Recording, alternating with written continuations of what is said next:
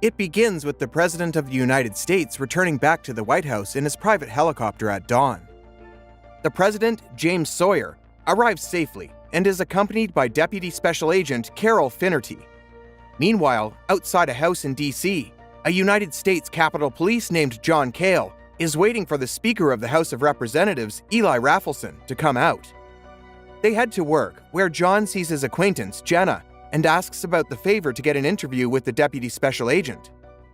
After confirming that he's getting an interview in the White House, John asks another favor to get one more White House pass for his daughter, Emily, who really loves American political history. John goes to Emily's house to pick her up. John and Emily's mother are divorced, and he is trying to rebuild his relationship with Emily in spite of him forgetting about dates that were important to her, which made her upset. He successfully bribes Emily with the White House pass and says that they're going there because he has an interview to become the President's Secret Service staff. She is excited. Meanwhile, the White House security staff are busy with the morning briefing. The President has made a speech deciding to pull back the American military troops in the Middle East and is proposing a controversial peace treaty. This causes the threats aimed at him to increase significantly, as reported by Carol. Then, she and the others then congratulate the head of the Presidential Security Detail, Martin Walker, who is retiring that week. The President also congratulates Martin on his retirement and gets in a call with Eli to discuss how the peace treaty is going to make the military-industrial complex lose a lot of money. Eli is afraid that they'll irritate a lot of important people, but the President isn't worried. After John and Emily arrive at the White House, it turns out that Carol, who is conducting his interview, is a college acquaintance of his. After reading his file and stating some prejudiced opinions that he isn't qualified to be a part of the Secret Service, he is let go from the interview. He and Emily then decide to join a tour of the White House, at Emily's request. She excitedly points out the history of the place. Meanwhile, John sees a group of sketchy janitors doing something in the President's private theater room. It turns out that they're a group of terrorists that are setting up a bomb to blow up the building. To Emily's delight, the President comes to greet the tour group when she asks him a question, and she is given a shout-out for her YouTube channel. Not long after that, one of the disguised terrorists leaves a bomb at the center of the United States Capitol and blows it up, alerting Carol, who had just left the Capitol. They escort Eli, who is uninjured, to the command center below the Pentagon and is followed by Carol. They change all the nuclear codes into new ones, which only Eli knows. Meanwhile, Vice President Alvin Hammond is brought aboard the Air Force One. In the White House, Martin is planning to escort the President to the Presidential Emergency Operating Center under the building. He also orders to keep the tour party secure in the Blue Room.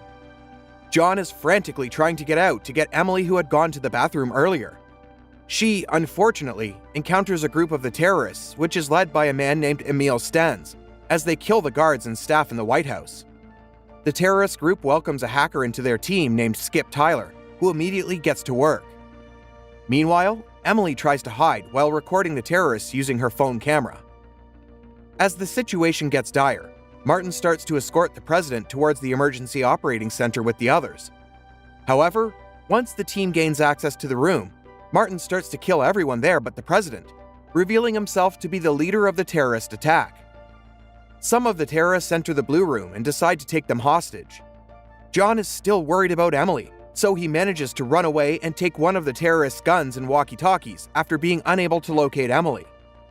He hears Martin calling for Emil and his men to come to the Emergency Operating Center. John decides to head there first and starts shooting at Martin, managing to escape with the President. The terrorists are pissed at John, especially Emil, because John has killed his best friend back there. Martin states that although Skip has easily hacked into the White House's security system, they still need the President alive to open the biometrics lock for the nuclear briefcase. While John and the President hide above the elevator, the President explains why he thinks Martin is betraying him.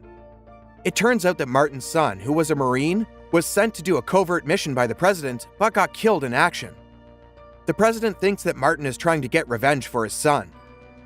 The President suggests that John and him should go to the residence because he keeps a satellite phone there.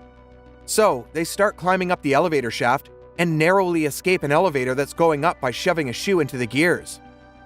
Near the Blue Room, Emily is sneaking outside trying to get more footage, but she's caught by one of the terrorists named Killick. She is taken to the Blue Room as a hostage, but she has uploaded the videos that she took to her YouTube channel. Meanwhile, Martin has taken a few officials hostage and calls the Pentagon base to demand $400 million from the Federal Reserve as ransom. He gives them 2 hours for it, or else he'll shoot the president in one of the lawns. Carol is shocked that Martin, who she's close to, can do something like this. They then get into a conference call with the vice president, who suggests that they send some troops to the White House to save the president. When Carol says that it's a difficult task due to some laws, the vice president suggests invoking the 25th Amendment to replace the president in a time of crisis. Outside of the White House, crowds and media gather to report the incident on a real-time basis alongside some soldiers that they managed to post outside the gates. Still in the elevator shaft, the president mentions that Martin is probably getting help and funding from the military complex because if the president stays in power, they'll lose potential profits over his new policy. The elevator beneath them starts to move downwards again, and the two use the chance to escape to the second floor. They head to the White House residence and find the satellite phone. While the president changes into his sneakers, John calls Jenna, who is on Air Force One with Vice President Alvin.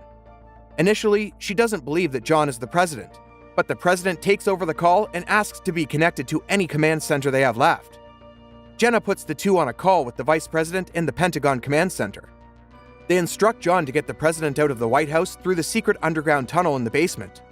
But a couple of terrorists hear them speaking on the call, and they narrowly escape after the president shoots the remaining terrorist. Then, Carol tells John to watch the news, which features his daughter's video, name, and picture as her video of the terrorist has gone viral. While the Pentagon uses Emily's video to run a facial recognition scan on the bad guys, Emil has also seen the news, which was left on by John before he and the president head to the basement. This results in Emil barging into the blue room and slapping Emily before taking away her camera and phone. Meanwhile, the Pentagon manages to figure out that all of the terrorists involved in the attack were either part of various government agencies or radical political groups. In the basement, John and the president find out that the tunnel's entrance has been rigged with explosives, so instead they head to the garage to get away from the pursuing terrorists in the presidential limousine. The terrorists follow them using limousines with heavy artillery, shooting endlessly at the presidential car.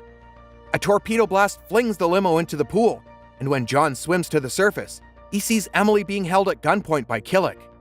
The terrorists continue to shoot at the two men, resulting in a huge explosion as they were shooting on a flammable fuel stock. The blast causes everyone to presume the president to be dead, so Vice President Alvin gets sworn in to become the president aboard Air Force One. It turns out that both President Sawyer and John are still alive and have escaped through an underground tunnel. However, they learn that Alvin has ordered some helicopters to shoot at the terrorists from above.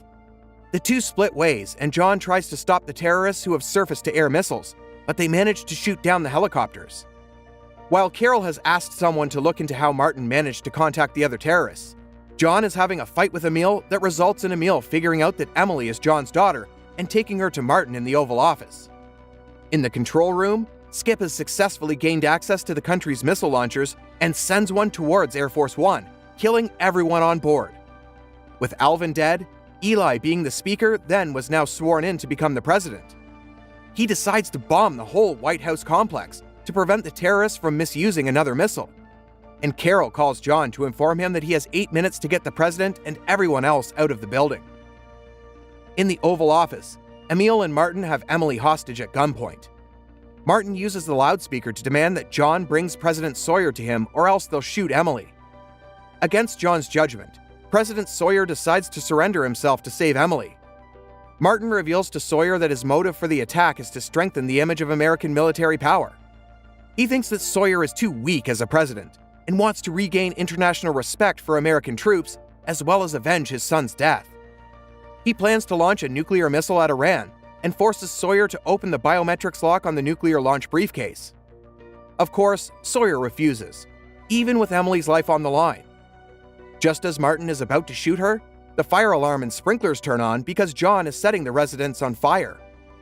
In the chaos, Killick finds John and fights him, almost winning until the tour guide bashes Killick's head with a clock. John instructs the guide to lead the hostages out before the airstrike, then heads towards the Oval Office to save Emily and Sawyer. On the way, he is met by Emil, who's determined to kill him. But John is the one who ends up killing Emil by strapping some grenades on his neck. Meanwhile, in the basement, Skip tries to escape through the rigged tunnel, but gets blown up when it malfunctions. In the Oval Office, Sawyer attacks Martin when he's distracted, but he's overpowered. Martin then opens the briefcase using Sawyer's handprints before shooting him. Somehow, Martin knows the updated launch codes and puts the target on various cities in Iran. Fortunately, John crashes into the office with an SUV and kills Martin using a machine gun before he can confirm the nuclear launch. The threat of an airstrike is still looming, so John tells Emily to run away as fast as she can. Instead, she decides to grab the presidential flag and wave it on the front lawn, causing the airstrike team to abort the mission as there are too many civilians around. While everyone in the Pentagon celebrates, Eli is seen being solemn and quiet, which is noticed by Carol. In the White House, Sawyer is actually still alive because the bullet was stopped by his pocket watch. John then receives a call from Carol saying that it's not over, as she thinks that the terrorists weren't recruited by Martin, but by someone else in the administration who knows the launch codes. They realize that Eli is behind it all along too, wanting to be president and having many friends from the military industry. When Carol lands at the White House with Eli, John confronts him while pretending that Sawyer is dead. Still thinking he is the president, Eli orders the American troops to be sent back to the Middle East to stabilize the area.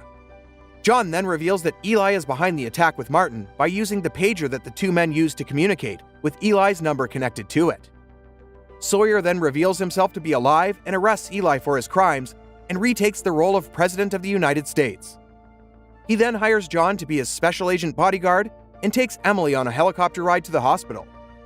The movie ends with President Sawyer receiving news that due to the day's event, Iran, Russia, China, and other countries have agreed to sign his peace treaty out of a need for peace. Thank you guys for watching. Make sure to like and subscribe